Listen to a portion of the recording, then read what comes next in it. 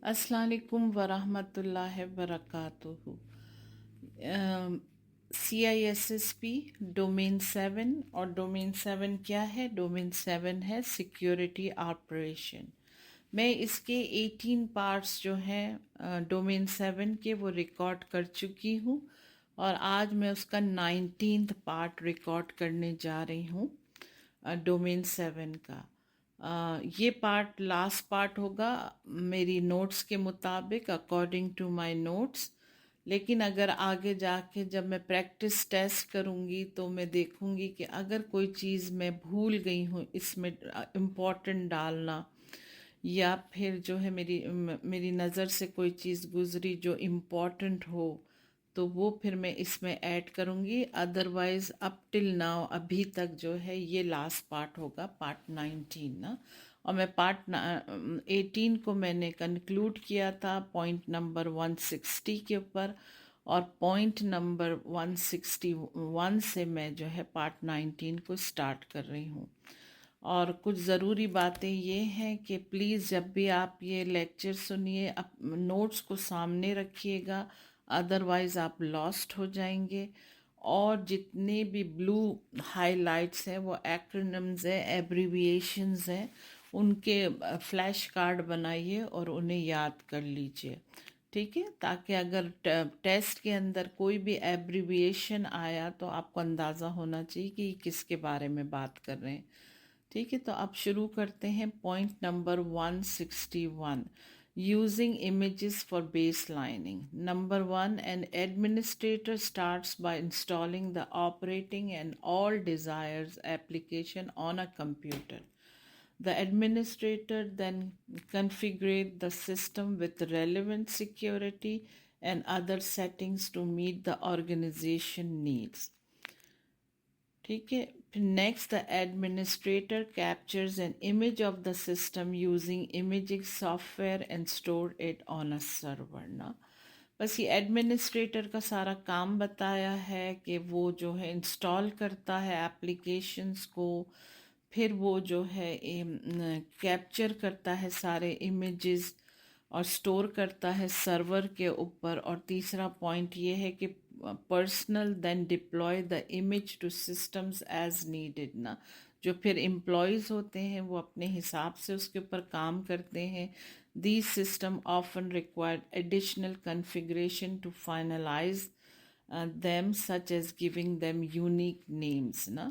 Baseline images improve the security of system by ensuring that desired security settings are always configured correctly. And configured आपको पता है कि smooth किसी चीज़ का चलना और हर चीज़ कोऑपरेट कर रही हो, तो ये मकसद है बेसलाइन इमेजेस का। फिर आता है पॉइंट नंबर 162, ऑटोमेशन। ऑटोमेशन क्या है? It's a common to combine imaging with other automated method for baseline ना।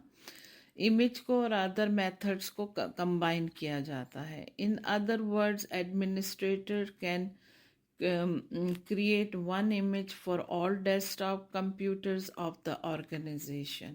They then use automated method to add additional applications, feature or settings for specific groups of computer. For example, computers is in one dependent may have additional security settings or application applied through scripting और other automatic tool ना। Administrator सारे computer को desktop computer के image बनाता है, और फिर इसके बाद है ना डिफरेंट एप्लीकेशन और फीचर्स उसके अंदर ऐड करता है। और फिर कुछ कंप्यूटर्स ऐसे होते हैं जिनमें स्पेशल एप्लीकेशन और फीचर्स अप्लाई होते हैं ना। फिर आता है point number 163, managing change helps reduce an unanticipated outages caused by unauthorized changes. The primary goal of change management is to ensure that changes do not cause outrages ना। कोई भी किस्म का चेंज है ना नुकसान का बायस ना बने, Changes often create unintended side effect that can cause outrages. जैसे उसने एग्जाम्पल दिया है, an administrator can change one system to resolve a problem but unknowingly cause a problem in other system. Administrator एक सिस्टम का तो problem हल कर देता है, लेकिन कितनी दफ़ा अनजाने में वो दूसरे सिस्टम में उसको ठीक करने जाता है, लेकिन दूसरे सिस्टम में ख़राबी पैदा कर देता है। बिल्कुल ऐसे ही जैसे आज के ज़माने में लोग मेडिसिन लेते हैं, तो वो मेडिसिन उनके सिम्टम्स को तो ख़त्म कर देती है, लेकिन फिर उसके साइड इफ़ेक्ट्स आते हैं और दूसरे खराबे पैदा होते हैं। तो point number 164, change management ensure that personal can perform a security impact analysis. Common tasks with the change management process are as follows. Number 1, request the change. Number 2, review the change. Number 3, approve, reject the change. Number 4, test the change. Number 5, schedule and implement the change. Number 6 is document the change. ना ये सारे इसके करने के काम है, ये सारे पॉइंट्स हैं जो करने के हैं ना उसमें चेंज मैनेजमेंट के लिए। फिर आता है point number 165, versioning typically refer to version control used in software configuration management. A labeling or numbering system differentiates between different system software sets and configuration across multiple machines or at different points in time on a single machine ना। Typically क्या होता है कि ये versioning जो होती है ना, ये लेबलिंग और नंबर सिस्टम होता है। हर फाइल को और हर उसको डॉक्यूमेंट को लेबल किया जाता है, उस पर नंबर्स डाल दिए जाते हैं, तो फिर बहुत आसान हो जाता है काम करने वाले को। मल्टीपल मशीन पे जो काम कर रहे होते हैं, या वो फिर एक ही चाहे मशीन पर काम कर रहे हो, लेकिन उन्हें फिर पता चल जाता है कि ये फाइल है या ये डॉक्यूमेंट है, उसका नंबरिंग और लेबलिंग बहुत आसानी कर देती है। और ये बड़ी कॉमन सी बात है कि लेबलिंग और नंबरिंग जो है ना, आम जिंदगी में भी हमारे लिए बहुत आसानी पैदा करती है ना, ताकि हमको चीज़ें समझ में आती हैं कि ये इस बॉटल में ये रखा है और उस बॉटल में वो है। फिर आता है point number 166, configuration documentation identifies the current configuration of systems.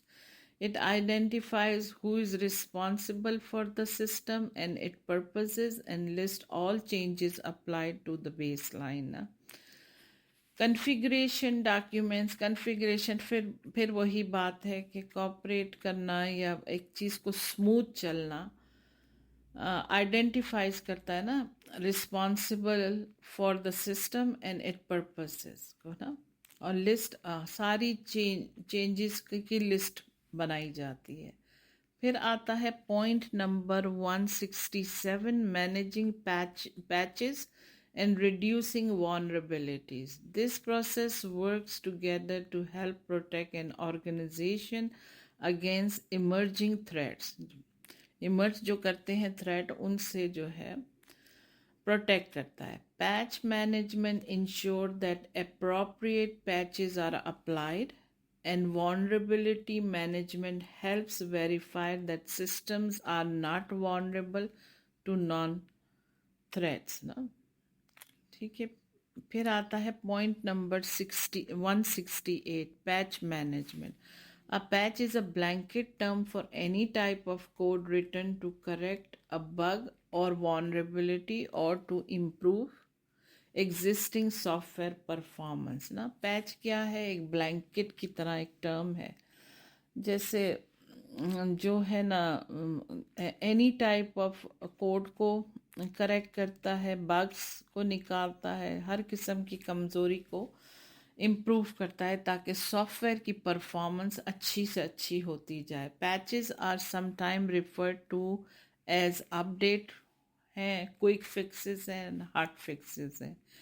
अच्छा, फिर है इसके पॉइंट्स है, evaluate patches when vendors announce or release patches, administrators evaluate them to determine if they apply to their system.